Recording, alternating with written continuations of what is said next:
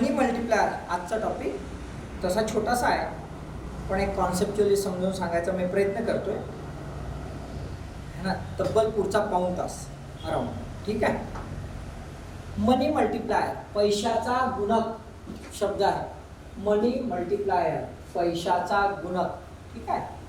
पैशाचा गुणक म्हणजे काय, तर 1 रुपया असेल तर तो होईल 2 रुपया, 2 रुपया असेल तर तो होईल 4 रुपया, 4 रुपया असेल तर तो होईल 8 रुपया, 16 रुपया, 32 रुपया. हा 2 4 झाला, 4 चे 8, 8 चे 16, जे काही होईल अशा गुणाकारात जेव्हा पैसा वाढत जाईल, पैसा वाढत जाईल म्हणजे हा वाढत नाही आहे, प्रत्यक्षात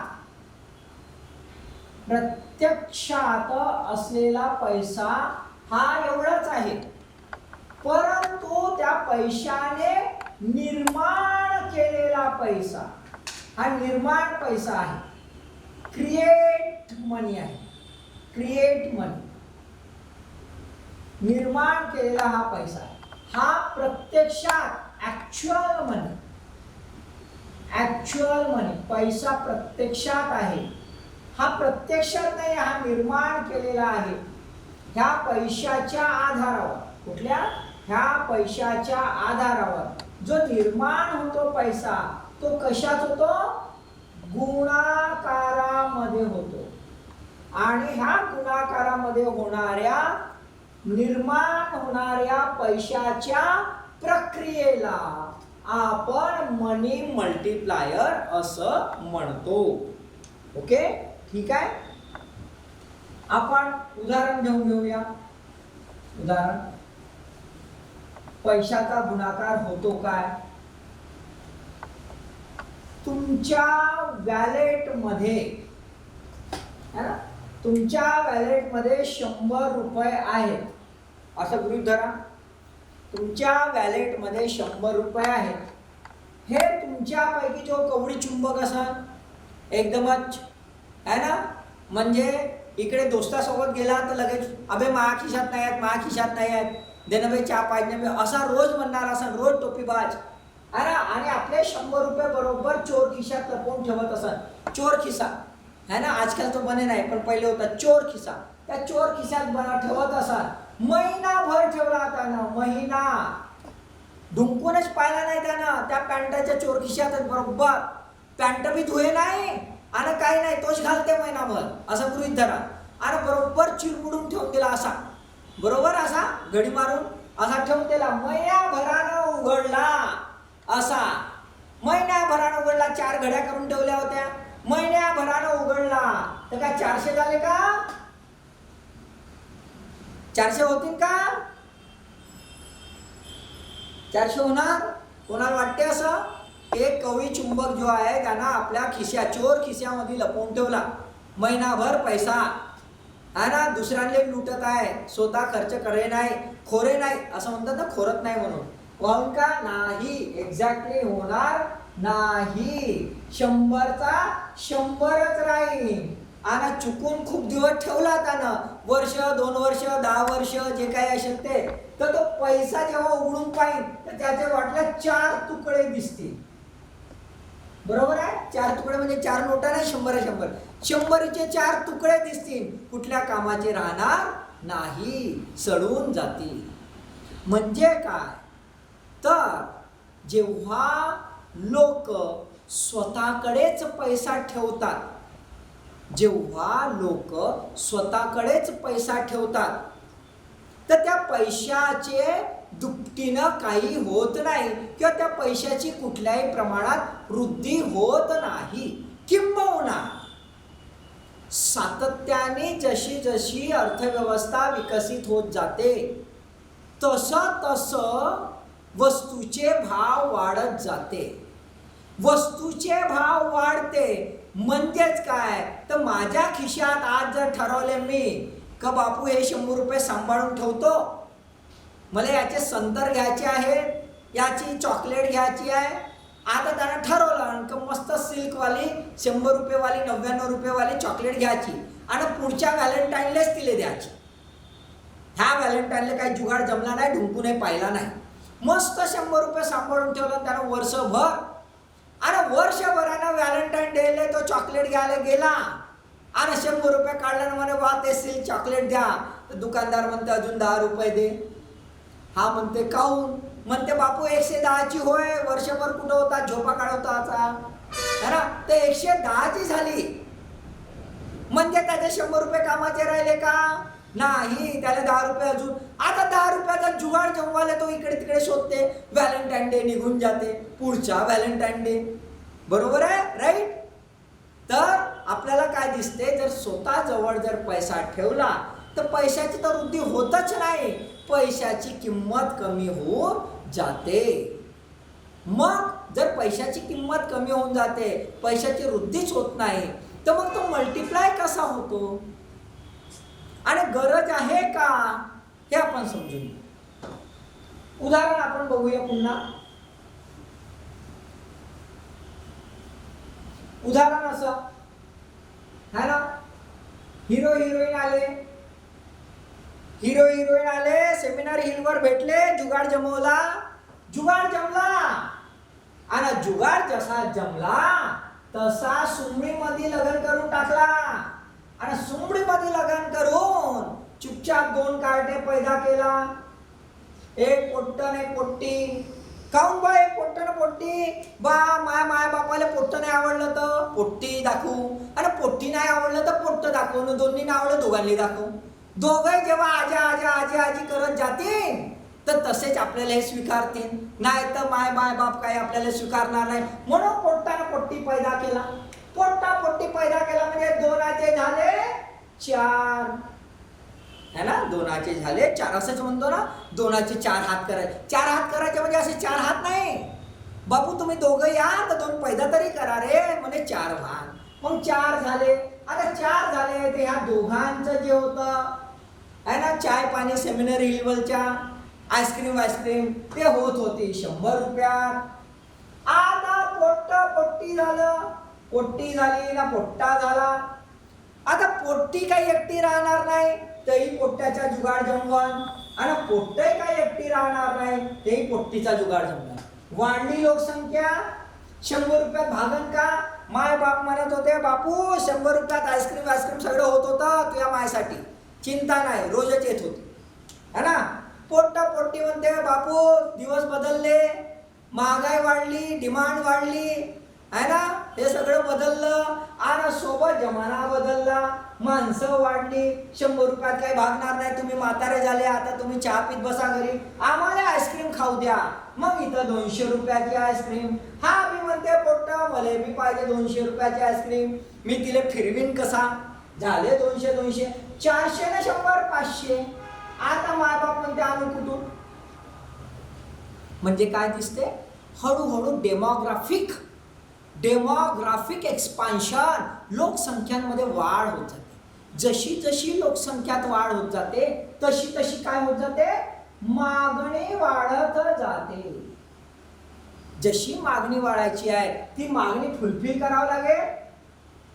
ती जर मागणी फुलफिल करायची आहे तर तसा पैशाची आवश्यकता वाटेल. मग पैशाची आवश्यकता वाटेल ते हे माय बाप म्हणतात बापू आम्ही काही एकमेकाला इकडे भेटत होतो सेमिनार येले तर माय बापाले मागत नव्हतो. तुझ्या बाप राबाले जाय आणि राबाले जाऊन पैसे आणे मग मायावर उधळे, तुम्ही बी राबाले जा. मग राबाले जा म्हणला तर हे म्हणतात नोकऱ्या कुठं आहेत? तुमच्यासाठी होत्या, आमच्यासाठी नाही.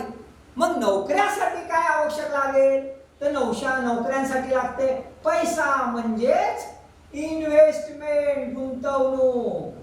मग गुंतवणूक हवी आहे तर गुंतवणुकीसाठी जो काय आहे पैशाची आवश्यकता आहे. पण 100 रुपयात काय पैसा भागे नाही, याला दुपटीनं झाला पाहिजे. हा दुपटीनं करायचा आहे तर मग हा म्हणते थांब बापू रिझर्व्ह बँकेला सांगतो, माझ्याकडे 100 रुपये होते, आता माझ्या पोट्ट्याला ना पोट्टीले पैसे पाहिजे आहेत, त्यामुळे 200 लागतात, 400 रुपये छापून दे. माझ्यासाठी 100 रुपये छापत होता, 400 रुपये छापून दे. रिझर्व्ह बँक खड खड खड खड मशीन चालवली आणि 400 रुपये छापून दे. आता मान्य आहे, हे 2चे 2 4 झाले ना, म्हणून 400 रुपये छापले. आता जर 125 कोटी जनता असन, 125 कोटी जनता असन आणि 125 कोटी जनता म्हणते आम्हाला बापू प्रॉमिस केला होता 15 लाख भेटतील, आणि तिथून आणून, बरोबर आहे, स्विस बँकेतून आणलाच नाही अजून, आता छाप इथं. आता छाप इथं म्हणला तर किती नोटा छापावं लागतील? एवढ्या नोटा छापल्या तर त्याला मॅनेज करणं कठीण. आता हे तर सोपं गणित झालं की 125 कोटी लोकांना मागितला. आता 125 कोटी लोकांसाठी बिझनेस असते, 125 कोटी लोकांसाठी कंपन्या चालते. एका कंपन्या मल्टीनॅशनल जर म्हणला तर अब्जो खरबोचा खर्च राहते. मग आता अब्जो खरबोचा खर्च का नोटा छापत राहणार? माणसाला राहायला जागा राहणार नाही, एवढ्या नोटा छापावं लागतील. मग नोटांना ठेवायचं का माणसांना ठेवायचं? अडचण येईल. अशी अडचण येऊ नये आणि एवढा खर्च होऊ नये, आणि म्हणून आपल्याला कुठली प्रणाली दिसते? मनी मल्टिप्लायर. मग मनी मल्टिप्लायर ही प्रणाली दिसते ती कशा माध्यमातून? तर लोकांजवळ जर पैसा नुसता छापून दिला तर त्याच्यामध्ये खऱ्या अर्थानं काही वृद्धी होणार नाही. याच्यासाठी आपल्याला काही संस्थात्मक कार्यप्रणाली प्रस्थापित करावं लागेल. संस्थात्मक कार्यप्रणाली म्हणजे काय? अशी प्रणाली जी ह्या पैशाची वृद्धी करेल, ह्या पैशाचं गुंतवणूक करेल, ह्या पैशाचा विकास करेल. आणि म्हणून आपल्याला काय दिसते की एक प्रणाली आली, that is called as a banking. कुठली प्रणाली आली? बँकिंग. बँकिंग ह्या प्रणालीतून आपल्याला काय दिसतंय? हा पैशाचा गुणक तो खऱ्या अर्थाने व्हायला लागलेला आहे. ठीक आहे, लक्षात आलं? हे छोटंसं आहे, मी वेगळ्या अंगाने समजून सांगतो. लक्षात आलंय का एवढं? मग आता आपण मनी मल्टिप्लायर पाहू. एवढं समजलं का तुम्हाला की मनी मल्टिप्लायरची का गरज भासली? कारण की प्रत्यक्षात जो पैसा आहे त्याची जर छपाई केली असती तर तो लिमिटलेस होता. एवढा बोझा सरकारवर पडला असता, ठेवण्याच्या अडचणी निर्माण झाल्या असत्या, आणि ट्रान्झॅक्शन ज्याला आपण म्हणतो, सर्क्युलेशन ज्याला म्हणतो, गती त्याला म्हणतो, ती आली नसती आणि अडचणी निर्माण झाल्या असत्या, त्याच्या सांभाळण्याच्या अडचणी निर्माण झाल्या असत्या. त्या अडचणीपासून बाहेर निघण्यासाठी म्हणून एक प्रणाली निर्माण झाली, ती म्हणजे बँकिंग प्रणाली. आपण आधी एक शब्द पाहिला होता, हाय पॉवर्ड मनी. बरोबर आहे? हाय पॉवर्ड मनी. दुसरा कुठला अल्टरनेटिव्ह शब्द आहे याला?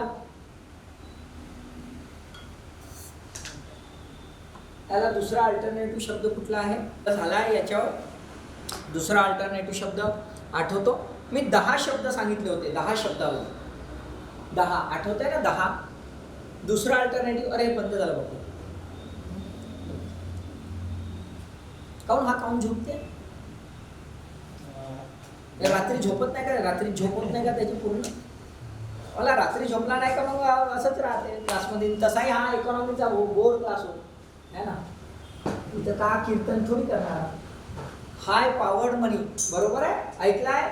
याला आपण एक परिशब्द वापरला होता, रिझर्व्ह मनी. कुठला शब्द वापरला होता?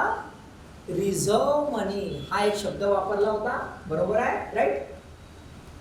आता हा रिझर्व्ह मनी याचे कंपोनेंट काय?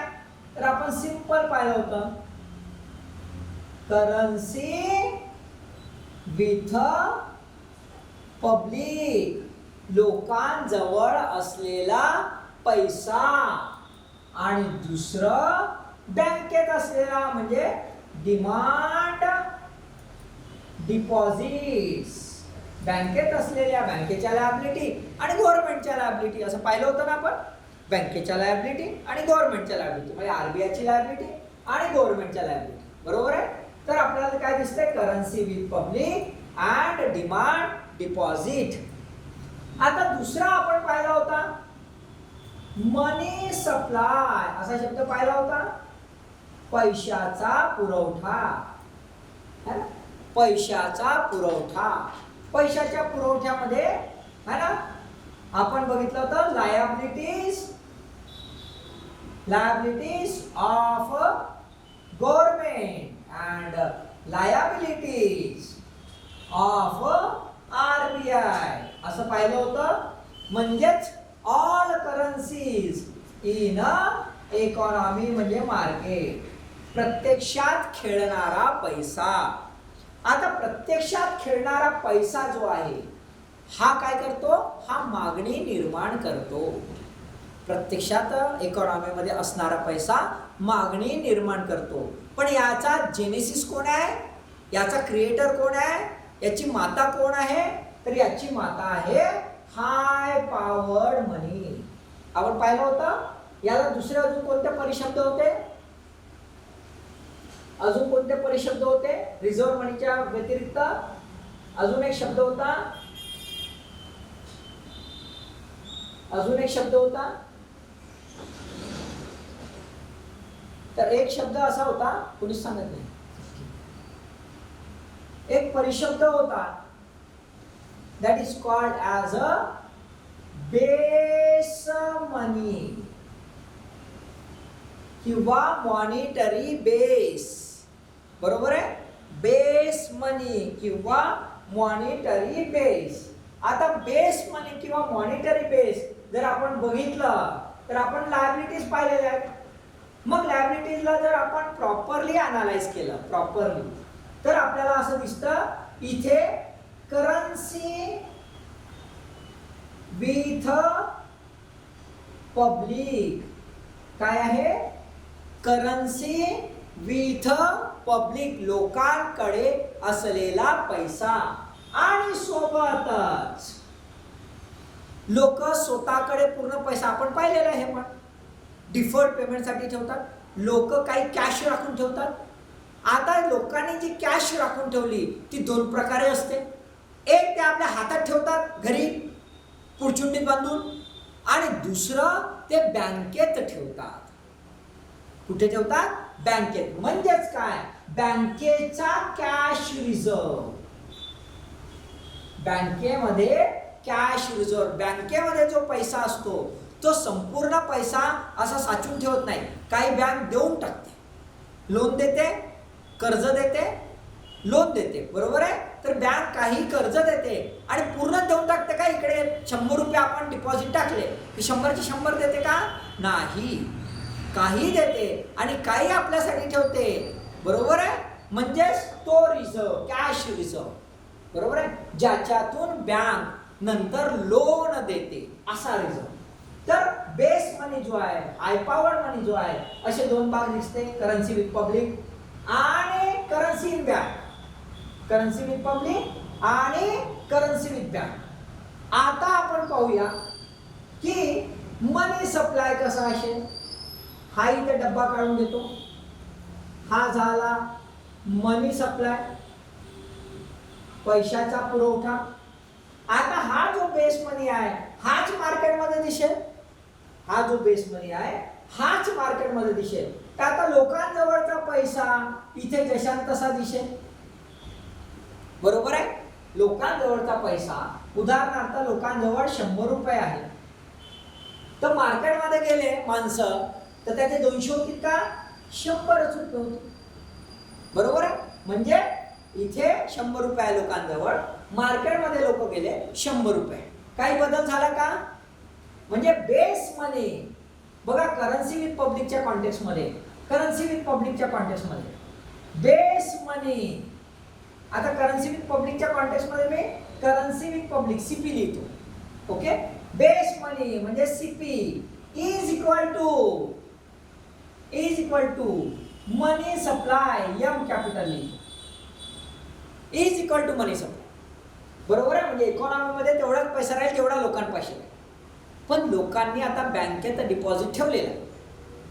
डिपॉझिट ठेवल्यामुळे बँक काही पूर्ण खर्च करत नाही, काही राखीव निधी ठेवते आणि तो राखीव निधी जो आहे तो लोनसाठी वापरते. बरोबर आहे. म्हणजेच काय, तर जे काही लोकांचे डिपॉझिट आहेत त्या डिपॉझिटमधून काही अंश लोकांसाठी राखून ठेवते आणि बराचसा अंश हा काय करते, लोन मध्ये देते. आता लोन मध्ये जर दिलं तर उदाहरण जर समज तुम्ही 100 रुपये डिपॉझिट असतील तर लोन मध्ये काहीतरी 90 रुपये दिलेले आहेत आणि असं गृहीत धरा 10 रुपये ज्याचे होते त्याला परत करण्यासाठी ठेवले जसं मागणीकरण तसं. म्हणजेच आपल्याला काय दिसते 100 रुपये इथे आहेतच 90 रुपये दुसऱ्याच्या खात्यात गेले ज्यानं लोन घेतलं म्हणजे टोटल किती झाले 190 रुपये. याचे 100 रुपये ज्याने डिपॉझिट ठेवले त्याचे आणि ज्याला लोन दिलं त्याचे 90 रुपये. त्याने आपलं खातं उघडलं त्यानं 90 रुपयाचं खातं उघडलं. यानं म्हणे माझ्या 100 रुपये माझ्या खात्यात आहे. तो पासबुक असा पासबुक नाही का आजी म्हणते याच्यावर किती खात्यात पैसे आहेत तर सांगायचे म्हणते तर तो सांगते तर त्याला काय समाधान होणार नाही जी प्रिंट मारून द्या म्हणते. अबे तर सांगितलं ना म्हणते नाही प्रिंट मारून द्या. अरे मग प्रिंट मारलं तर 10 वेळा पाहते 100 रुपये 100 रुपये. मग दुसऱ्याला भाई बा म्हणते 100 रुपये आहेत का म्हणते पाय माझ्या खात्यात 100 रुपये म्हणते. आता 100 रुपये म्हणते ना दुसरा त्याचा दोस्त सोबत आला तो म्हणते बाबा म्हणते मी लोन घ्यायला आलो म्हणते तर माझ्या बी पासबुक अपडेट करायचं म्हणते लोन भेटलं का म्हणून. तर हा बी पासबुक देते तिथं माझ्या बी प्रिंट मारून द्या म्हणते. हा प्रिंट मारते किती घेतला का लोन 90 रुपये. हा 90 रुपये हा म्हणते पाय माझ्या खात्यात 90 रुपये आले म्हणते. अबे तो म्हणते तू कुठून पैसे आणलास आता लोन घेतलं ना म्हणते मग माझ्या लोनचे 90 रुपये याचे 100 रुपये. आता ज्यानं लोन घेतलं त्याचे पैसे होते का नाही पण त्याच्या खात्यात आले म्हणजे 100 रुपये बँकेत होते पण टोटल किती झाले 190 वाढले. मग आता एवढेच्या एवढे इथे 100 होते जर मनी सप्लाय मध्ये पाहायला गेले तर नुसते 100 दिसतील का नुसते 100 दिसतील का किती दिसायला पाहिजे तर 190. म्हणजे हे जसं आहे असा डब्बा इथं जेवढे आहेत तेवढेच इथं असं इथं होईल का नाही. हा डब्बा थोडासा वाढन असा डब्बा वाढन ना. म्हणजेच काय तर आपल्याला दिसते कॅश रिझर्व जो आहे तो मल्टिप्लाय करतो आणि मनी सप्लाय वृद्धिंगत करतो. मनी सप्लाय वृद्धिंगत करतो म्हणजेच काय तर आपल्याकडे आता 3 गोष्टी दिसतात. 3 गोष्टी कुठल्या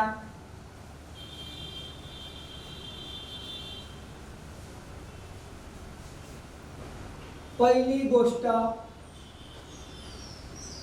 हाय पॉवर्ड मनी. पहिली गोष्ट कुठली आहे हाय पॉवर्ड मनी ज्याला आपण बेस मनी पण म्हणतो पायाभूत पैसा असं म्हणतो. उच्च शक्ती पैसा याच्यासोबत पायाभूत पैसा. दुसरी गोष्ट याच्यावर निर्माण होणारे मनी सप्लाय काय म्हणतो आपण मनी सप्लाय पैशाचा पुरवठा. आणि ह्या दोघांमध्ये जो काय जुगाड जमवून देते त्या प्रक्रियेला आपण काय म्हणतो मनी मल्टीप्लायर पैशाचा गुणक. म्हणजेच काय तर म्हणजेच पैशाचा गुणक अशी प्रक्रिया जी हे सिद्ध करते की किती प्रमाणात पायाभूत पैसा आहे जो किती प्रमाणात पैशाचा पुरवठा वृद्धिंगत करतो. म्हणजेच काय तर आपण जर हाय पॉवर मनीला H असं घेतलं मनी सप्लायला कॅपिटल M असं घेतलं आणि मनी मल्टिप्लायरला स्मॉल m जर घेतलं तर आपल्याला फॉर्म्युला दिसते है ना. Small m is equal to high power money upon base money. High power money upon base money म्हणजेच मनी मल्टिप्लायर कशाचं गुणोत्तर आहे मनी मल्टिप्लायर हे उच्च शक्ती पैसा आणि पैशाचा पुरवठा याचं गुणोत्तर आहे. म्हणजेच काय तर M मनी जो आहे supply is equal to high power money into money multiplier. म्हणजेच money multiplier determined money multiplier determine the level of high powered money which created the money supply. काय काय सांगतं हे मनी मल्टीप्लायर म्हणजे पैशाचा गुणक. हे काय आहे? पैशाचा गुणक हे निश्चित करतं की किती प्रमाणामध्ये उच्च शक्ती पैसा हा पैशाचा पुरवठा निर्माण करेल, किती गुणाकारात करेल. बरोबर आहे. मग आता किती गुणाकारात करेल तर आपल्याला हाय पॉवर्ड आणि बेस मनी याच्या कंपोनंटचा विचार करावा लागेल. याच्या कंपोनंटचा आपण जेव्हा विचार करतो तेव्हा खऱ्या अर्थानं गुणक किती प्रमाणात कसा आहे ते लक्षात घ्या. एवढं समजलं का? एवढं सांगा रे बाबा. एवढं समजलं का? आहे ना? नाही तर समोर समोर जाईल. हा सुवर्ण म्हणते बरोबर. हा ठीक आहे. पुन्हा मी समजून सांगतो. तुझा प्रश्न लक्षात आला की बाबा 100 अधिक 190 म्हणजे 190 होतील का? बरोबर आहे ना? छान प्रश्न विचार. सांगतो.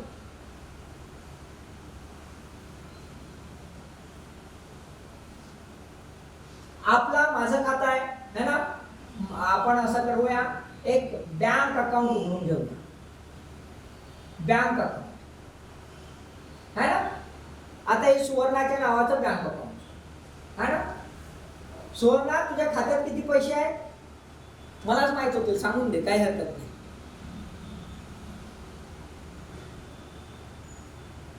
सांगायला घाबरते का तू?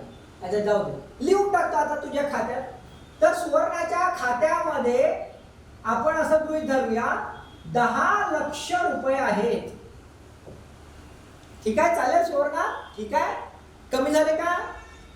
1 CR करू. ठीक आहे, ती म्हणते 1 CR करा सर म्हणते.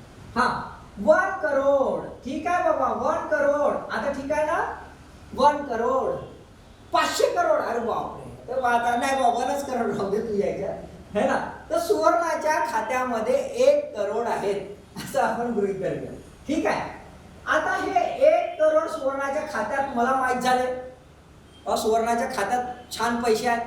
मी सुवर्णाच्या खात्यात ज्या बँकेत आहे, सपोज तुम्ही तिचा SBI मध्ये आहे, आपण IDBI लिहू. IDBI पॉप्युलर आहे वाटते इथं. IDBI मध्ये आहे. बरोबर आहे. आता सुवर्णाच्या IDBIच्या अकाउंट मध्ये 1 करोड रुपये मला माहित झालं. मी IDBIच्या मॅनेजरकडे गेलो. साहेब म्हणलं, ते माझी एक खास मैत्रीण आहे, म्हटलं ऐकलं आहे तिच्या खात्यात 1 करोड रुपये आहे, तुमच्याकडे पडला आहे. म्हणजे आहे बापू, का करायचे आहे? चोराचे आहे का? म्हणलं चोराचे नाही आहे. मी असं करतो, एक कंपनी उघडतो. मग कंपनी उघडायची आहे आणि हा कंपनीसाठी मला 50 लाख रुपये 50 लाख रुपये मला हवे. आता हे सुवर्णाला माहीतच होणार नाही, कारण तुम्ही पाहिलं ते केवढी कवडी चुंबक आहे. आम्हाला साधा चहा बी नाही पाहिजे. तुम्हाला पाहिजे का? तो म्हणजे नाही, कधीच नाही, विचारे बी नाही, है ना? मीच जातो तिला डायरी द्यायला, मॅडम डायरी घ्या, 1 करोड रुपये ठेवलाय तुम्ही. बरोबर आहे, राईट? आता सुवर्ण हे कोणाला चहा नाही पाहिजे म्हणजे पैसे खर्च होत नाही. मॅनेजरलाही माहित आहे की ते जास्त पैसे काढायचे नाही. चुकीनं काढलं तर असं ATM मध्ये घालताना 1 रुपया काढते, है ना? 10 रुपये अशी एकदमच निघत नाही म्हणून वापस येते, बा पैसे निघाले नाही म्हणते. दोस्तांना अशीच सांगत राहते. बरोबर आहे. म्हणजेच काय, तर हिची जी काढण्याची प्रक्रिया आहे हे बँकेने वॉच केला, किती प्रमाणात काढ. बरोबर आहे. आता जर सुवर्णाने हे आपल्या बँक अकाउंट मध्येच ठेवला आहे तर काढेल बा, ह्या भीतीपोटी अंदाज त्यांनी ठेवला की 10 लाख रुपये बाजूला ठेवून देऊ. हे आपल्या अख्ख्या जीवनात 10 लाख काढणार, हळूहळू आत्तापासून तर मरेपर्यंत, कारण एवढी कवळी चुंबक आहे. बिहेवियर पाहून घेतला त्यांनी. ठीक आहे, राईट? किंवा आता जर सुवर्णाने 50 लाख सरसकट FD ठेवून दिला 5 वर्षासाठी. सुवर्णाने 50 लाख FD ठेवून दिला आणि 50 लाख जे आहे तिचा डिमांड डिपॉझिट म्हणजे खात्यामध्ये पडून आहे आणि हार्डली अख्ख्या जन्मभर ते 10 लाख काढणार आहे. मी त्याला 50 लाख जसं मागायला गेलो ते म्हणे 50 लाख तर असंच देतो म्हणे, तिचा FDच ठेवला आहे म्हणे, ते FDच देऊन टाकतो तुला, काहीच प्रॉब्लेम नाही. अजून पाहिजे का म्हणे. म्हणलं अजून म्हणजे काय? ते बोंबलं ना म्हणलं. अरे बोंबलायचे नाही म्हणे, अख्ख्या जन्मात 10 लाख खर्च करणार आहे म्हणे, आम्हाला माहित आहे, रोज 1 रुपया काढायला जाते म्हणे, निघत नाही म्हणून दोस्ताला सांगते म्हणे चहा कसा पाहिजे, अशी अडचण आहे म्हणे. मग म्हटलं असं करणं 10 लाख अजूनही वाढून घेणं काही हरकत नाही. मग 10 लाख तो म्हणते बापू बँक खातं उघड. मला काय म्हणलं काय ना, बँक खातं उघड. मी मध्ये बँक खातं उघडलो. बँक खातं उघडल्या त्यानं सरळ माझ्या खात्यामध्ये किती टाकून दिले, 60 लक्ष. किती टाकले, 60 लक्ष. 60 लक्ष माझ्या खात्यात टाकले. मी सुवर्णाला फोन लावला, तुला माहिती आहे का म्हणलं माझ्याकडे 60 लाख आहे. म्हणजे वा भिकाऱ्या, तुझ्याकडे आले कुठून रे. हा ना, कालपर्यंत तर असं फिरत होता, पैसे दे 100 तरी दे, आता 60 लाख आले कुठून. खोटं बोलतोस म्हणे तू. म्हटलं खोटं नाही बोलो, 60 लाख आहे, तुला पुरावा पाहिजे असेल तर ये बँकेत. हो हो हो हो हो बाबा हो, चल चल बाय. हो हो चल बाय. है ना, ये बँकेत 60 लाख तुला दाखवतो, मॅनेजर समोरच दाखवतो तुला, है ना. तर आली बॉस वर, आता तिला तर टेन्शन आलं याला 60 लाख आणलं कुठं, है ना, बरोबर आहे. मग आली सुवर्णा आली, तसंच मी बँकेचं पासबुक प्रिंट काढूनच ठेवलं होतं. हे पहा म्हणलं 60 लाख आहे माझ्याकडं. तिला वाटलं याला माहित होते माझ्याकडे 1 करोड आहे, यानं माझ्या 1 करोडचे चोरले तर नाही 60 लाख. ते बँक मॅनेजर माझं स्टेटमेंट दाखवा म्हणते लगेच. माझ्या याच्यातून तर देऊन नाही टाकलं, तुम्ही काहीतरी लोचा केला म्हणते. तुम्ही नाही बाबा असं नाही केलं म्हणते, घे म्हणते तुझं स्टेटमेंट. तिचं स्टेटमेंट काढलं. आता तिचं स्टेटमेंट काढल्यावर 40 लाख असं लिहून देईल का बँकवाला. सुवर्णा तुझ्या खात्यात 40 लाख लिहून देईल का तो, नाही ना. तो किती लिहून देईल, 1 CR, 1 करोड, बरोबर आहे राईट. आणि माझ्या खात्यातही तो लिहून देईल किती, 60 लाख. मग आता टोटल त्या बँकेच्या टोटल बँक पासबुक जो काही बँक स्टेटमेंट आहे, त्या बँक स्टेटमेंट मध्ये किती झालेत आता, 1.60 करोड, बरोबर आहे. आता 60 लाख प्रत्यक्षात नाही, 60 लाख कसे आहेत, 60 लाख कसे आहेत, तुझ्याच खात्यामधून काढून दिलेले आहे, सुमणीमध्ये माझ्या अकाउंटवर लिहिलेले आहे 60 लाख. पण तुला माहित नको व्हायला म्हणून तुझ्या याच्यावर 1 करोड लिहून दे. म्हणजे 60 लाख काय आहे, व्हर्च्युअल आहे, ऍक्च्युअल नाही. कशाच्या आधारावर करून दिलं, धरले तुझ्याच्यानं चोरून टाकून दिले का नाही. तुझं जे बँक अकाउंट आहे आणि तुझी काढण्याची जी फ्रिक्वेन्सी आहे ना, तुझं बँक अकाउंट आहे आणि तुझी काढण्याची फ्रिक्वेन्सी आहे, तुझं मोड जो वापरलेला आहे सेव्हिंगचा, म्हणजे डिमांड डिपॉझिट, फिक्स डिपॉझिट केलेला आहे, आता 5 वर्ष काढणार नाही याची पॉसिबिलिटी जास्त आहे, काढशील याची पॉसिबिलिटी कमी आहे. कारण की विड्रॉल जर मधात तू केला तर तुझा इंटरेस्ट लॉस होईल. त्यामुळे सहसा मनुष्य त्याला हात लावत नाही, क्वचितच इमर्जन्सीमध्ये हात लावतो. आणि अशी इमर्जन्सी सर्वांवरच दरवेळेस येईल असं नाही. तर गेम खेळतो असा बँक, गेम ऑफ प्रॉबॅबिलिटी. आणि तो काय करतो, एक प्रणाली वापरतो आपल्या डिपॉझिटची. त्या प्रणालीला टायटल आहे फ्रॅक्शनल रिझर्व सिस्टीम. कुठली प्रणाली आहे, फ्रॅक्शनल रिझर्व सिस्टीम. फ्रॅक्शनल म्हणजे ठीक आहे, इंग्रजी सध्या समजून घ्या, मग मराठी आठवलं तर सांगतो, आहे ना. फ्रॅक्शनल म्हणजे एक भाग, छोटासा भाग, छोटासा भाग राखीव ठेवायचा आणि बाकी सर्व खर्च करायचा. छोटासा भाग राखीव म्हणजे 100 रुपये जर बँकेच्या खात्यात आहे टोटल, तर त्यापैकी तो काय करतो, 10 रुपये शिल्लक ठेवतो फ्रिक्वेन्सी पाहून आणि 90 रुपयाचं लोन देतो. 10 रुपये ठेवतो का, तर ठेवीदार मागायला आले तर द्यायचं आहे, आणि 90 रुपयाचं लोन देतो, बरोबर आहे. आपण त्या कॉन्टेक्स्ट मध्ये एक शब्दावली बँकिंग मध्ये ऐकतो, called as a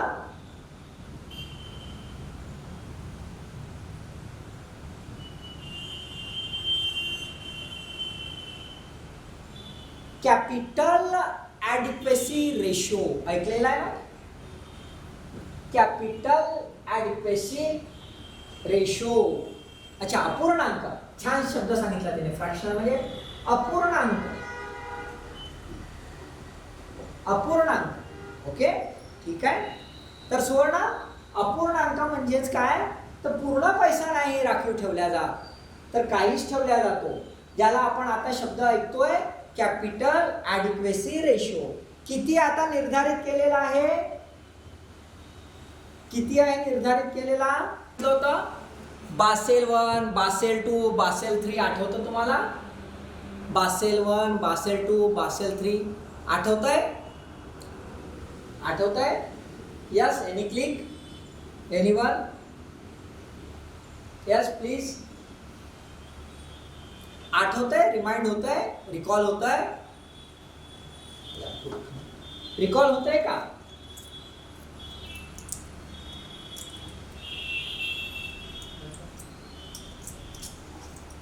yes please. Capital adequacy ratio बद्दल काय आठवतंय? आपण बासेल 1, बासेल 2, बासेल 3 असे नॉर्म्स ॲडॉप्ट केलेले आहेत. एखादी बँक काय करते, धरते न सर्वच्या सर्व पैसा लोन देऊन टाकते, आणि लोन डुबला का मग काय घोषित करते? एनपीए. काय आहे एनपीए? एनपीए. काय आहे एनपीए? एनपीए. आठवतं? एनपीए म्हणजेच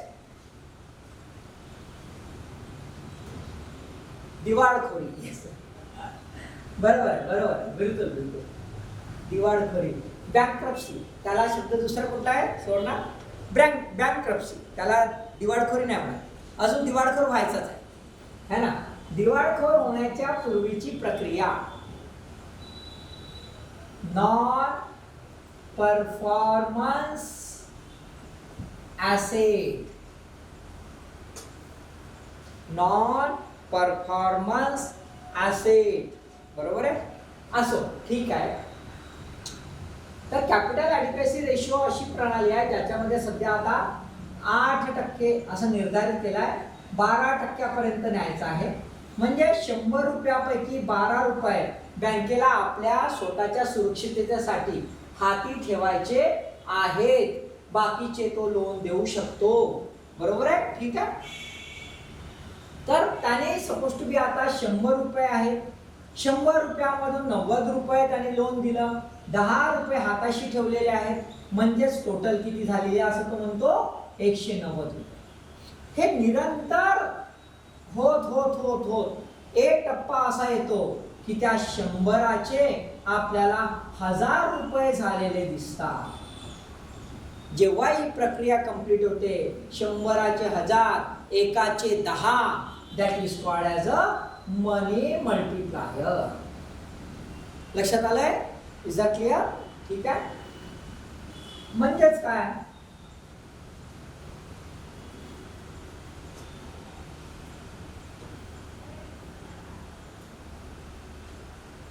म्हणजेच काय, तर आपल्याला असं दिसतंय की बेस मनी जो आहे, पायाभूत पैसा, हा बेस मनी ह्या मनी मल्टिप्लायरचा बेस आहे, आणि त्याच्या आधारावर आपल्याला पैशाचा पुरवठा मनी सप्लाय होताना दिसतो.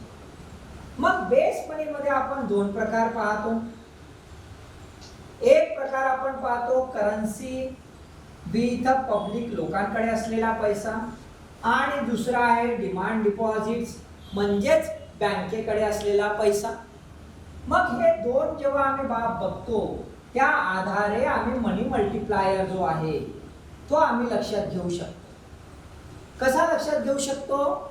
आता आपण फॉर्म्युला ॲझम्पशन्स हे बघूया. ठीक आहे.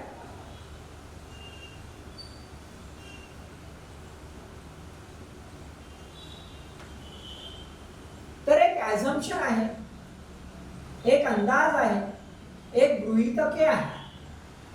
गृहीतके 2 प्रकारचे आपण बघूया. पहिला प्रकार, फर्स्ट प्रकार, हा सिंपल आहे, सोपा आहे, त्यामुळे मल्टिप्लायर पण सोपा आहे. पहिलं असं गृहीत धरूया, लोकांच्या हातात पैसा नाही. पैसा कुठे आहे? Money in bank. लोकांकडे पैसा नाही. कुठे पैसा आहे? Money in bank. दुसरं, नो ट्रान्झॅक्शन इन कॅश. कॅशने ट्रान्झॅक्शन होत नाही. कशाने होतं ट्रान्झॅक्शन? मग ओनली थ्रू चेक. कशाने होतं? केवळ चेकनीच होतं. म्हणजेच काय? No cash in hand. लोकांकडे पैसा नाही.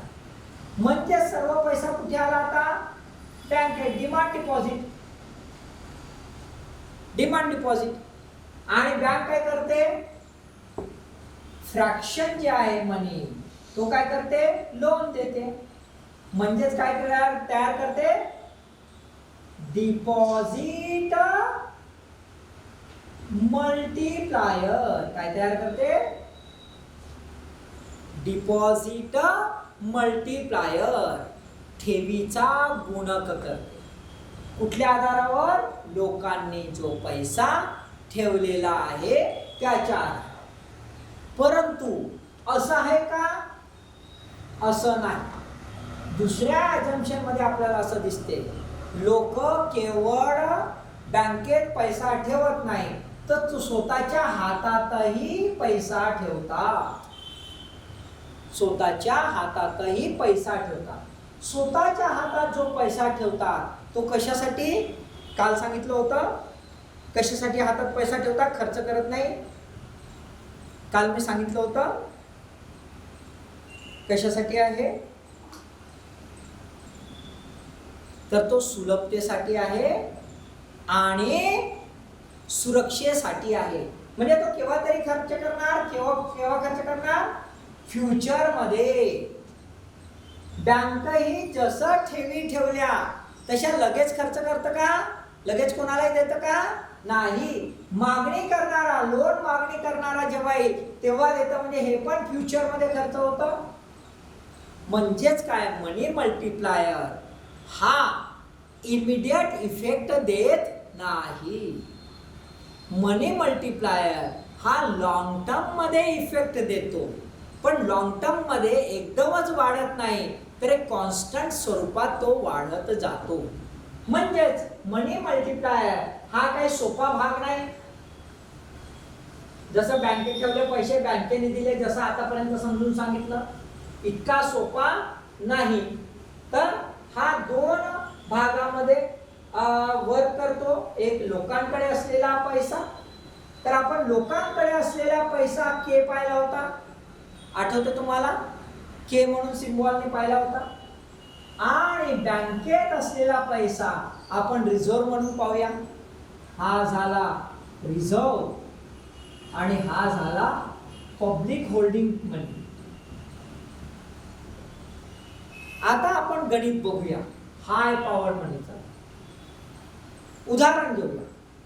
हा बेस मनी आहे. आपल्याला असं दिसतंय as the base money is increased. Base money जसा जसा वाढेल म्हणजे जसा जसा पैसा छापल्या जाईल. बेस मनी जसा जसा वाढेल तसा तसा मनी सप्लाय वाढेल. बरोबर आहे? बेस मनी जसा जसा वाढेल तसा तसा मनी सप्लाय वाढेल. कारण की बेस मनी काय आहे? आपल्याला काय दिसतंय की पब्लिककडे असलेला पैसा आणि डिमांड डिपॉझिट. बरोबर आहे? म्हणजे हा कशा गुणोत्तरात आहे? सरळ गुणोत्तरात आहे. Direct relation. बँक म्हणजे base money is directly related to the money supply. ज्या गुणोत्तरात बेस मनी वाढेल त्याच गुणोत्तरात मनी सप्लाय पण होईल. परंतु ह्या दोन गोष्टीमुळे आपल्याला गणित बदललेलं दिसतं. कसं गणित बदललेलं दिसतं? की जसा जसा होल्डिंग मनी वाढेल लोकांच्या हातात जितका अधिक पैसा वाढेल जो थांबवून ठेवलेला आहे लोकांनी होल्ड केलेला आहे तसा तसा मनी सप्लाय कमी होईल. बरोबर आहे? म्हणजेच काय? मनी मल्टीप्लायर इफेक्ट कमी होईल. तसंच बँकेने म्हटलं मी माझा रिझर्व अधिकाधिक वाढवतो, याला हात लावणार नाही, लोकांसाठी ठेवतो, म्हणजे रिझर्व अधिकाधिक वाढला तरी सुद्धा मनी सप्लाय म्हणजे मनी मल्टिप्लायर कमी होईल. म्हणजेच काय तर base money is directly proportional to the money supply. That means direct impact of money multiplier and the holding money with the public is inversely proportionate to the money supply. That means it decrease the money multiplier effect. And if the reserve of a bank called as a cash reserve in bank if increased, money multiplier will decreased. म्हणजेच काय तर मनी multiplier जर वाढवायचा असेल, मनी multiplier जर वाढवायचा असेल आणि मनी सप्लाय जर वाढवायचा असेल तर लोकांच्या हातात असलेला पैसा जो आहे होल्ड करून ठेवलेला तो कमी झाला पाहिजे. म्हणजे मागणी निरंतर वाढत राहिली पाहिजे, मागणी तात्काळ झाली पाहिजे, पैशाचं सर्क्युलेशन अधिक झालं पाहिजे आणि बँकेमधला फ्रॅक्शनल सिस्टीम मधला रिझर्व्ह मनी हा कमी प्रमाणात असला पाहिजे. म्हणजे अधिकाधिक पैसा हा लोनसाठी उपलब्ध राहील. Is that clear? लक्षात आलं? लक्षात आलं? म्हणजेच काय तर पुन्हा शेवट करतो. Money multiplier is equal to ratio between the high powered money to the money supply. Okay, sorry high powered money, sorry high powered money, money supply to the high powered money, sorry extremely sorry. Money supply कारण हा वर आहे ना मनी supply आणि हाय powered मनी खाली आहे, म्हणून money supply to the high powered money. Is that clear? लक्षात आलं? काय इश्यूज? छोटंसं आहे पण मी थोडंसं इलॅबोरेटिव्ह. तुम्हाला काय विचारू शकतात ते सांगतो. तुम्हाला विचारू शकतात खालीलपैकी कुठली परिस्थिती ही पैशाच्या गुणाकास पोषक आहे? Which of the following conditions are, है ना, असिस्ट और हेल्पफुल और support the money multiplier effect. तर कुठला आहे? Base money, high base money, low public holding, low cash reserve. लक्षात आलं? हा त्याला पोषक आहे. Support to the money multiplier असा प्रश्न राहील. दुसरा तुम्हाला राहील सोपा सोपा. What is a money multiplier? So money multiplier is a process to determine the increase of money supply with the high powered money.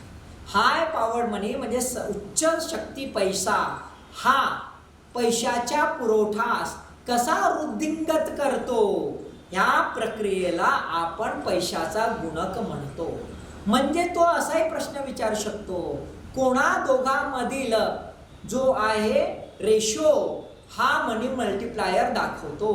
तर हा आपल्याला दिसतं मनी सप्लाय आणि हाय पॉवर्ड मनी याचा गुणांक दाखवतो. म्हणजेच काय दाखवतो असं ते जर विचारलं त्यांनी, याचा अर्थ काय, केव्हा मनी मल्टिप्लायर असं समजू शकू?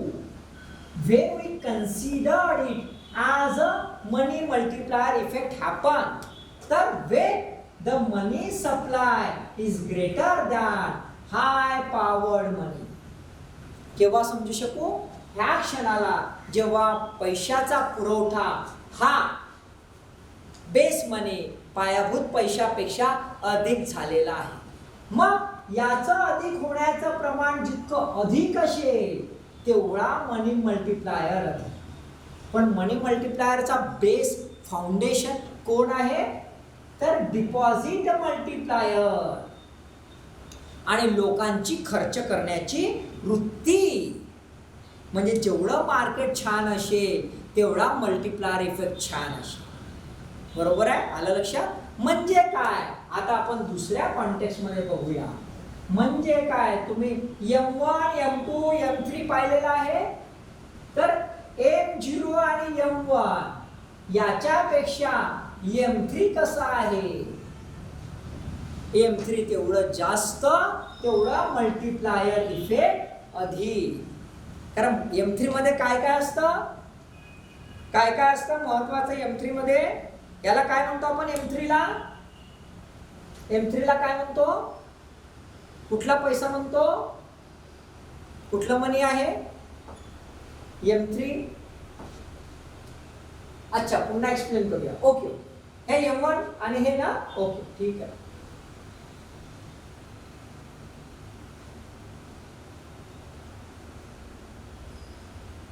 आपण पुन्हा एक्सप्लेन करूया, हरकत नाही. आपण बघूया की लोकांकडे असलेला पैसा है ना, मनी विथ पब्लिक, लोकांकडे असलेला पैसा है ना. M1 मध्ये आपण पाहिलेला आहे, M1 मध्ये है ना, public with money, sorry money with public, extremely sorry, plus demand deposit है ना, याला मनी सप्लाय पण म्हणतो नॉर्मली आपण. मनी विथ पब्लिक आता होल्ड करून ठेवलेला आहे खर्च करण्यासाठी भविष्यात. आता काही पैसा जमवून ठेवला आहे लोकांनी दिवाळीत दिवाळखोर करण्याचा, माहित आहे ना, दिवाळीसाठी जमवून ठेवला, नवीन कपडे घ्यायचे, दागिने घ्यायचे है ना, म्हणे बुवा लक्ष्मी येते घरात. आता हे समजे नाही मला लक्ष्मी कशी येईल बुवा घरात. आपले जमवलेले पैसे त्या दुकानदाराच्या, त्या सोन्यावाल्याच्या घरात नेऊन ठेवतो, आपल्या घरात लक्ष्मीची पूजा. मोठा गंमत आहे बाबा भारतात, राहू दे है ना. तर आता लोकांनी जमवून ठेवले, एवढ्या कोरोनामध्ये मी जमवून ठेवले बरं, खोरून खोरून खाल्लं नाही, जेवण नाही जेवले, पण जमवून ठेवले बुवा लक्ष्मीची पूजा करासाठी, नवीन कपडे पाहिजे, सोनं नाणं पाहिजे म्हणून. बरोबर आहे, राईट. तर मनी होल्ड विथ पब्लिक, कारण भविष्यात खर्च करणार आहे. आणि बँकेत ठेवलेला पैसा, बँक मनी, बँकेत ठेवलेला पैसा. बरोबर आहे. आता हा जो 2 आहे हा पण बाहेर निघेल नंतर, याची मागणी होईल दिवाळीमध्ये, दिसेल तुम्हाला मागणी होताना. आणि दिवाळीत मागणी होणार आहे म्हणून आता दुकानदार बँकेमध्ये जातील, म्हणजे बाबा लोन दे, कपडे लत्ते नवीन घेऊन येतो, नाही तर जुने आलेच प्रेस मारून ठेवून देतो, प्रेसवाल्याचे जर पैसे द्यायचे तर लोन दे म्हणून. हा लोन दे आणि हा मागणी करेल. याने लोन भेटलं, याने दुकान उघडलं, दुकानामध्ये मागणी वाढली, म्हणजे हाय मार्केटमध्ये पैसा आला, हाय मार्केटमध्ये पैसा आला. हा दोन्ही पैसा आल्यावर नवीन पैसा क्रिएट होतो. बरोबर आहे, राईट. ही जी प्रक्रिया आहे, ही जी प्रक्रिया आहे, ह्या प्रक्रियेच्या आधारावर हळूहळू आपण काय करतो, M1 ला M3 मध्ये ट्रान्सफॉर्म करतो.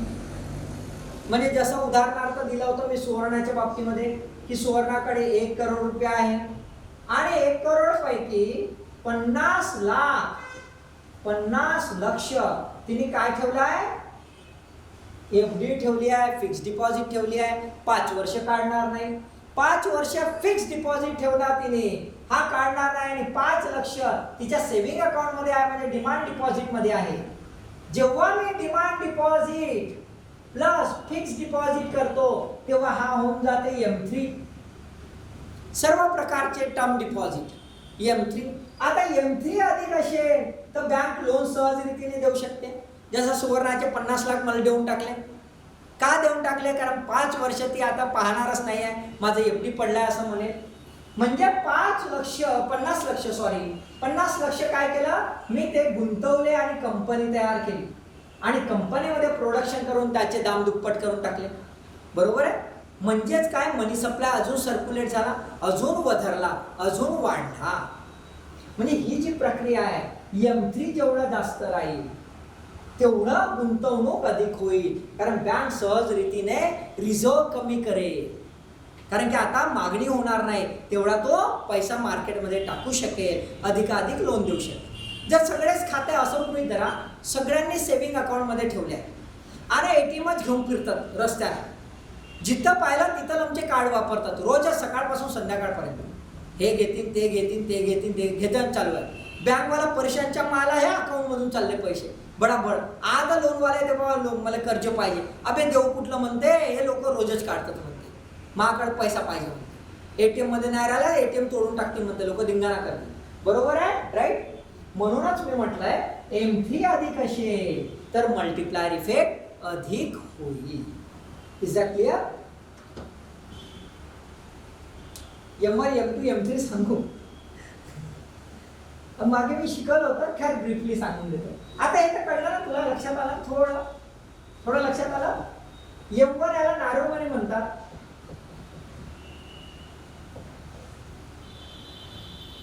रिझर्व्ह मनीला नॅरो मनी कुठे म्हटलं जातं मी सांगितलेलं आहे, सांग बरं. रिझर्व्ह मनीला नॅरो मनी कोणत्या देशामध्ये म्हटल्या जातं सांगितलं UK मध्ये, बरोबर आहे. रिझर्व्ह मनीला आपण नॉर्मली M1 म्हणजे नॅरो मनी. नॅरो मनी का म्हणतो, कारण की नॅरो मनी याच्यासाठी की हा करन्सी विथ पब्लिक, हा ऍक्च्युली डिमांड क्रिएट करणार आहे. काय करणार आहे, मागणी करणार आहे. मागणी करणारा म्हणजे लोकांच्या हातातले पैसे आणि डिमांड डिपॉझिट एवढाच आहे. जेव्हा पाहिजे तेव्हा खिशात घेऊन फिरतो आपण ATM सगळे, बरोबर आहे. जेव्हा पाहिजे तेव्हा खर्च करतो. मग पैसे राहिले नाही तरी माहित नाही, आपण जातो ना ATM मध्ये घालतो, आता हे घेतलो बा मला भेटायला पाहिजे म्हणून ATM मध्ये जातो, आणि मग ATM मधून काही दिसे नाही तर ATM ला ठोकतो, बे पैसे कुठे गेले, पैसे कुठे गेले, बरोबर आहे. मग कोणीतरी सांगते अबे पैसे कुठे गेले, नको पहिले स्टेटमेंट काढ बॅलन्सचं. मग आपण स्टेटमेंट काढतो, तो म्हणे बॅलन्स नाही म्हणते, मग चुपचाप निघून जातो कन्नी काढून, बरोबर आहे, राईट. तर हा झाला M1. M3 कसा आहे, ब्रॉड है ना. M1 प्लस है ना ऑल टर्म डिपॉझिट, सगळे फिक्स डिपॉझिट वगैरे जे आहेत ते सर्व येतात, बरोबर आहे. अशा प्रकारे आपण पाहिलं, ठीक आहे. लक्षात आलं, मल्टिप्लायर इफेक्ट लक्षात आला. मग आता हातात पैसे ठेवणार, भारताचं भविष्य तुमच्या हातात आहे. अधिकाधिक FD ठेवायच्या, अधिकाधिक गुंतवणूक करायची, भारताचा विकास होईल. फालतू मार्केटमध्ये फिरा, काही कामाचं धामाचं है ना.